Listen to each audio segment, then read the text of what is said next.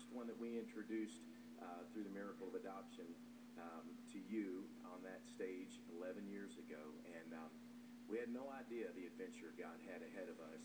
Standing around us are some of the children that God has allowed us to be a part of the journey, and the families through the Miracle of Adoption, through this work called Show Hope that God has raised up. And it's been a miraculous, amazing thing for us to be a part of, and to see how God is doing this incredible movement through his people, and so many of you in this room that have joined us in that. We're so blessed.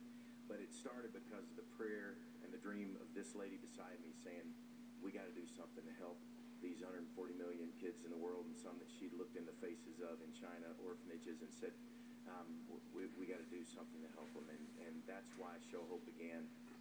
And I would way rather her just say thank you to the people she wants to, and tell her how proud and grateful and thankful I am for her heart and her love.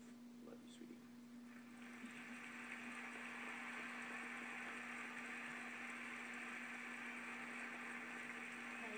I will miss somebody, because this is so not about us. This is so about him.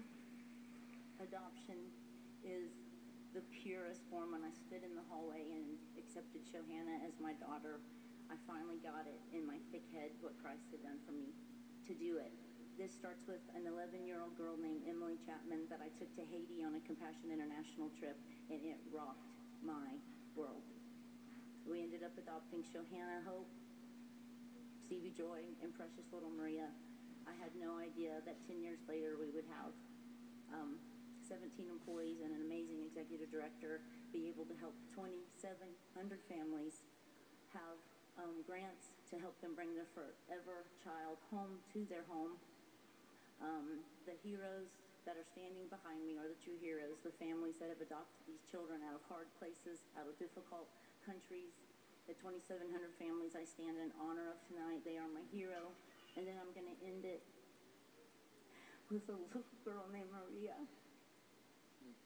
that I so wish could be on this stage tonight, because she's inspired so many more to bring a child home. And you know what, guys? I can live without her this long, because I'm going to be with her forever. Amen. I love you.